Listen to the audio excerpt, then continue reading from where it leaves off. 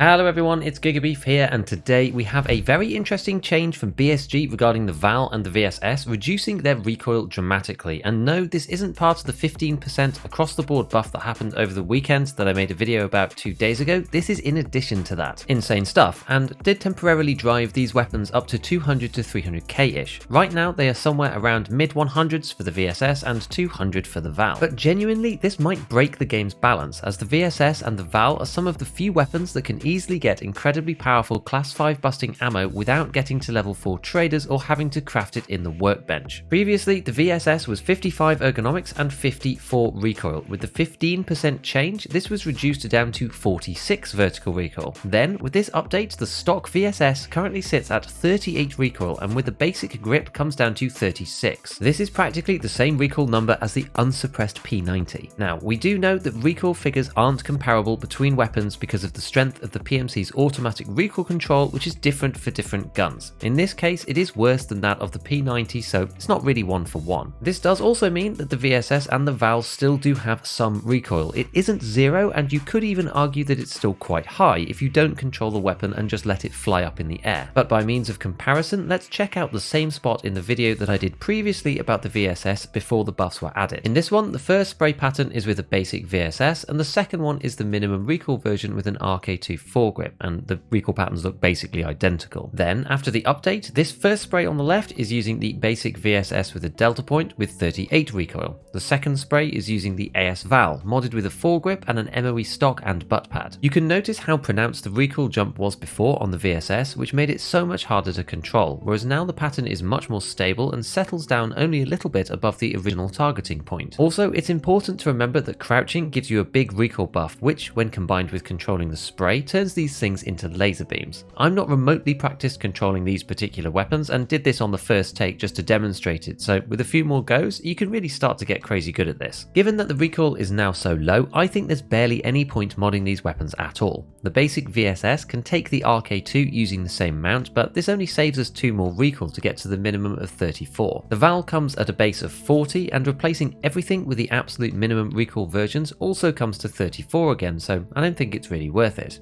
You do get some small ADS speed advantages for moving ergo from 40 to 50 and again up to 60, so I personally think just focus on ergonomics or just use them as stock. The VAL stock with the MOE and pad is actually only 2 more ergonomics as well than the basic stock, so it seems like an expensive way to get very little for your money if you ask me. One thing that is interesting about the differences in the 2 weapons is that the VAL has better PMC automatic control, and so the recoil pattern sits at a lower point in the spray faster with a much lower peak. The VSS on the other hand though has less horizontal recoil with a much tighter lateral spread. Overall, this probably favours the VSS because vertical recoil can be controlled for and practiced, whereas horizontal recoil is much harder if not impossible to stabilise. Magazines are still a problem for these guns as the 30 rounders are very expensive at about 40k each, but the ammo situation is what makes these crazy good when compared to many other weapons in the game right now. You can simply buy SP6 from Prapor 3 in 120 rounds per reset for 1,255 rubles each. This has 1 less pen than 7.62 BP, but has identical damage, which is what makes it a bit of an outlier compared to other weapons and ammo selections in this patch, and although it's expensive, you can be crafting other ammo in the workbench at the same time, which is the most important part. If you're not bothered about that, you can also craft SP6 itself, which produces 300 in 9 hours, costing around 600 per bullet and giving you one of the highest bullet throughputs out of the workbench that you can possibly get right now. After completing Grenadier, you can even step this up to BP by bartering for it with Prapor 4, again avoiding the workbench. This is more like a less damaging 54R BT, and with 55 pen can even take down class 6 armor relatively easily. Basically, expect to see a lot more of these weapons in your raids unless we see another change and maybe it was a mistake or something. Many people will be testing these out to relive the glory days of the VSS VAL meta, and it probably will work really well. When fighting against these things, just remember that the biggest downsides are firstly magazine capacity and secondly ranged combat due to the slow bullets and the high drop. Do not try to outmuscle these weapons in CQB unless you are extremely confident, as even with guns like the MP7, your non-headshot time to kill will be surpassed by SP6 mags fired at 900 RPM. It's a little bit like a P90 firing 7.62 BP. Short bursts are still really awkward with these guns due to the initial climb, and try to get your opponent to waste their ammo and force a reload to take advantage, as the max mag size of 30 rounds combined with the extreme fire rate means that they should run out before you do.